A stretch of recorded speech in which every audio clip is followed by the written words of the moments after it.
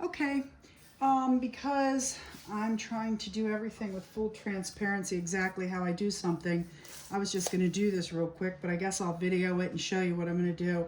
I'm impatient and I really wanna put my clay embellishments on here even though they're not dry. So what I'm going to do is I am painting just the edges, and that way I can glue it on and finish painting it on the bottle, because I'm impatient and not the right way to do it, but I'm sure other people do it this way too. I don't know if anybody heat guns, like I said. If you do, I think I worry about cracking. You know, everything has its time and its way. Air dry clay was designed to dry by air. So I'm going to guess if you heat gun it, it probably predisposes it to cracks, maybe? Anyway, as we get in here, I'm going to, this has to dry a little bit, but this is what I'm doing so that I can get in the crack. So you can't do this when it's attached to the bottle. There's no way you're going to be able to get in here without screwing up your bottle. So you almost have to paint these areas that are in here. But if it's not dry, like it's not right now, you know, I could end up breaking it. So I'm going to do this. I'm going to let it dry, and then I'm going to put it on the bottle because I can. And I'm impatient again. There's no good reason to do it any other way. I'm just impatient. That would be me. Again, I'm trying to get up in here. Maybe go that way like that. Okay. So I'll finish painting it.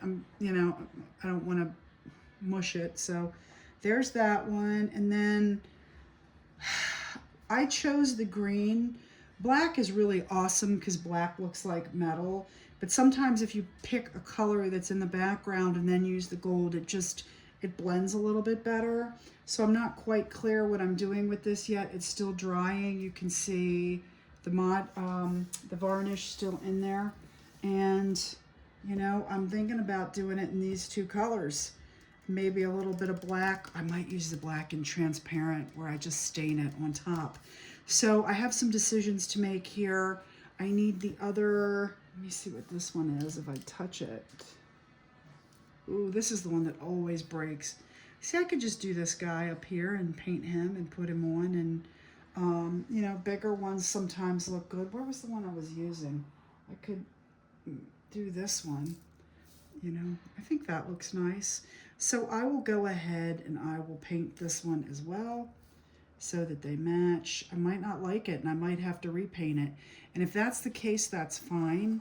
At least the innards, the insides of these would be, you know, painted so that I don't have a white against a clay bottle. I mean, a bottle, you'll never get in there without messing up the work underneath. So let's get this painted like this. Yep, this is what we're doing. The natives are getting restless. I can hear my cats. They're starting to make noises because it's dinner time and I haven't fed them. How dare me? I cater to them, right? All the crazy cat people. I woke up this morning flanked by cats. We slept in a little bit and they were both standing there like I was a bad cat mom. Okay, so I think that's good. Again, this is just so I can adhere them to the bottle a little bit sooner. You can paint the, I don't like this color though. I think it's too stark. So let's just, see, it has to be dry enough. Let's just do this. I'm gonna dip my brush in the water so that the paint moves into the cracks. Dippy, dippy. I'm just trying to fill the, now here's the problem. This is the problem with doing this. I shouldn't have done this. So here's a lesson learned. When you paint wet clay, you actually, it invigorates it, I guess, sort of. It takes it back to being sticky.